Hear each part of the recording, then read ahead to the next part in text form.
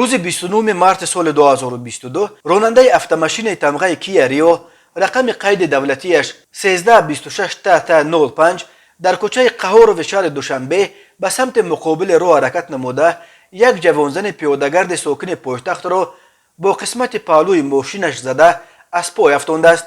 ولی به جای کمک رساندن به جبر دیده و به بیمارستان بردن او از جای حادثه فرار کرده است. مرکز مطبوعات ریاست وزارت کارهای داخلی دوشنبه خبر داد که در نتیجه پیشبرد یک قطار چاره‌بینی‌های اپراتیوی جستجویی معین کرده شد که راننده فراری شهروند سعیدوف عبدالمنان سال تولدش 1997 استقامت کننده شهر ایسار می باشد که در شرکت چرخ اقبال همچون راننده مسافرکشان تاکسی کار می کند. راننده را همراه ماشینش بازداشت و به شعبه بازرسی دولتی اتومبیلی شهر دوشنبه دسترس کردند. بنا به اطلاع ملیته پایتخت نسبت به سعیدوف مواد لازمه ترتیب داده شده قضیه تحت سنجش پیشکی قرار دارد. گفته می شود که خوشبختانه جوانزن جبر دیده جراحت وزنی جسمانی نبرداشته است، ولی راننده برای فرار از محل صدمه مجازات تهدید می کند.